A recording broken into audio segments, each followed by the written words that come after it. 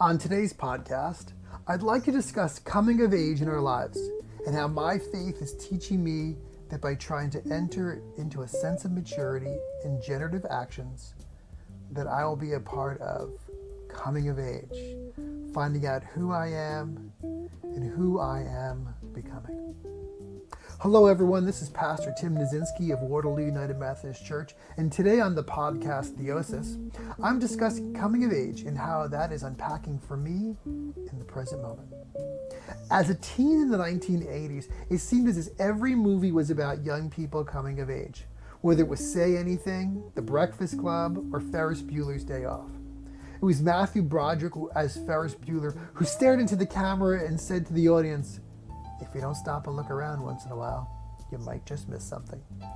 These, along with other words from the cast of these movies, provide a message of breakthrough to adult feelings in the midst of juvenile antics, under the partially watchful eye of parents and school leaders.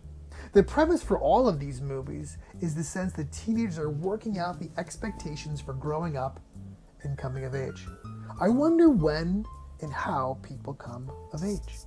In a very well family, an article online, I read about coming of age, and they described it this way. Coming of age is a term used to describe the transition between childhood and adulthood. For parents, parenting a child in the midst of coming of age can be difficult as they deal with broken hearts, disappointment, finding their own identities, and the challenges of increasing responsibility, all for the first time. For children, coming of age can be exciting as we get a chance to separate from our parents and form new social circles. However, it can also be sad, confusing, as the fear of the future and missing of the safety of childhood slowly disappears. The article also shared the rituals and ceremonies associated with this season of life. Some are cultural and some are religious, but all seem to hold an important place in the honorary transition for the young person to move into adulthood and a sense of responsibility. I'm wondering, with changes in the dynamic of families, and cultures, and religious engagement, where does the coming of age part fit in for young folks? Where does it fit in for older folks as well? Sometimes I think that folks are pushing off coming of age, not just from their teens to their 20s, to their 30s and beyond. And somehow, to me, it seems that we're looking for some guidance, but those traditional events aren't there, and we're trying to find someone or somewhere to get them. It seemed that Ferris Bueller was searching for attention to the present moment, and Lloyd Dobler, played by John Cusack in Say Anything, feels the need to be a part of something real and authentic found in the passion of a woman, and kickboxing. And the group of teens in Breakfast Club pull back the curtain on adulthood and see the fallacy that there is with power and position. And that isn't the greatest measure of worth, but a sense of self-respect and self. These are the trademarks that they find are a part of coming of age. We may find a sense of discovery in the words of Paul, where he writes to the church in Corinth. He shares this. He says, "When I was a child, I talked like a child, thought like a child, reasoned like a child. When I became a man, I set aside childish ways. Now we see but a dim reflection, as in a mirror. Then we shall see face to face. Now I know in part, then I shall see. Now I shall know fully, even as I am fully known." But it's hard to figure out what are the childish things. When we look around, there is this incredible passion for youth. There's an incredible passion for games. There's a sense that we can't figure out what's for kids and what's for adults. How do we know what the childish things are and when we are ready to give them up? If a part of our dominant culture celebrates and embraces all things youth and new, how can we separate childish from adult? I think the wisdom to get through this emotional, physical, and spiritual change is captured far more evidently in the second part of Paul's statement. It's the inability to see clearly. Paul shares that seeing clearly in the present is not easy, but he also thinks seeing into the past is not that much simpler. Author Ken McAlpine, in an article with KCET in California, shared how a friend asked him about sage advice for his 18-year-old son. McAlpine was aware that he wasn't sure how he even survived being 18, and then thought he was even less sure what advice to give a young person going out into the world. As he digested the friend's request, he was immediately struck that his friend was asking a few trusted quote-unquote men he knew to offer direction.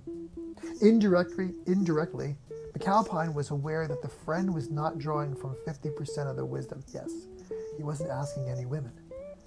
He was taking away 50% of the knowledge, 50% of the advice, and 50% of the experience that was available. And he considered this important. So he, like I, are only able to give you a portion of what he got. So take caution with what I say today.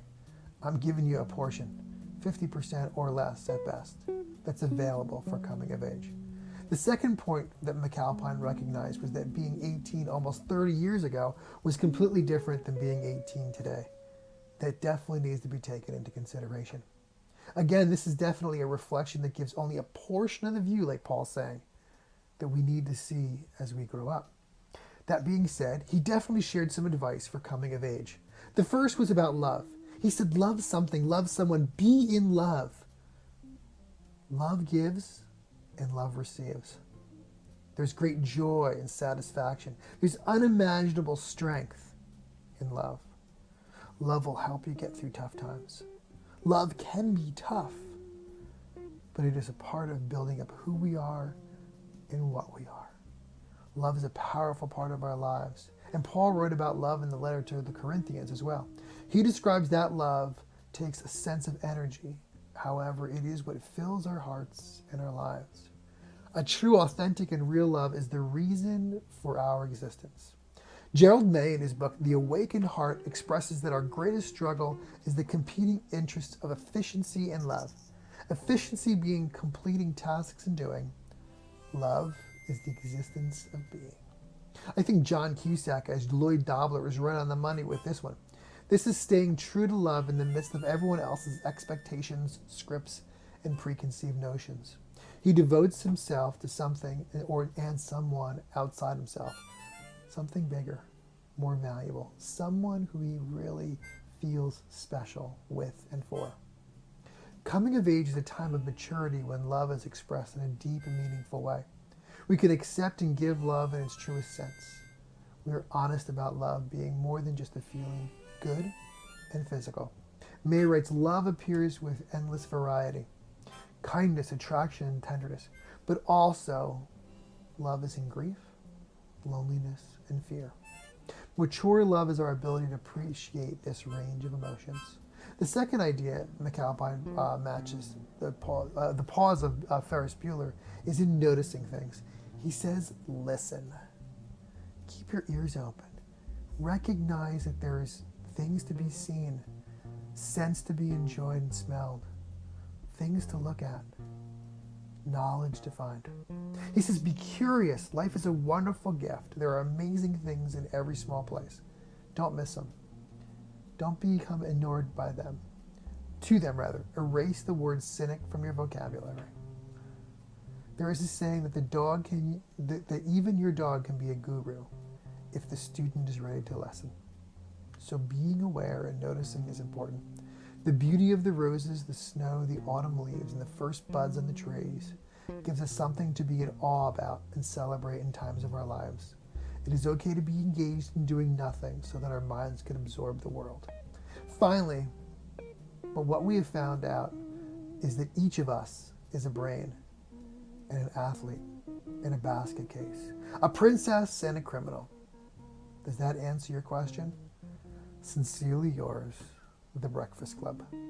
This Breakfast Club quote is the closing line of the movie and is the final essay from that group of kids. This is the sense of openness to the world, that there is risk in this finding out about yourself and others. And so McAlpine writes, do one thing every day that scares you. Getting to realize who you are and who other people are can be scary, but it's great advice. That same advice had come from Eleanor Roosevelt. You'll figure out how to apply it as time goes on. We learn about ourselves and others when we take risks. Introducing ourselves to a stranger, talking to people in line at the deli or at the coffee shop, experimenting with life will help you find the depth and breadth of your personality and the personality of others. I don't think there's a prescribed process for coming of age. I am sure I missed plenty of movies with this podcast as well as plenty of ideas. For that, I apologize. However, I think that our growth is internal and eternal. I think coming of age is interdependent. We need to find a wise person or people to help out with figuring this journey out for life. We are a total work in progress, sacred and messy, and of course beautiful. Maturity is knowing that you cannot do life alone, but are called to relationships that grow and develop. I believe that is the message of God throughout the Bible and is repeated in other faiths and in growth journeys. Life is found in relationships. Coming of age is finding wisdom in the voices of others who are available to talk and choose to stand in the mentor position. Too often, older people are just that, older, but not willing to be elders. To elder is to be a part of the generative process of helping others. It is not linear and definitely not efficient. Instead, eldering and mentoring is rocky road work, helping people find spaciousness in their lives and maintaining a listening ear. Being mentored, which used to be called being a novice, which no one is willing to admit to, is also honorable work. Like in Star Wars, everyone wants to be a master, and being a Padawan is looked down upon. Yet this learner stage is valuable because masters need training too, and the pursuit of that skill requires being a novice of a different stripe.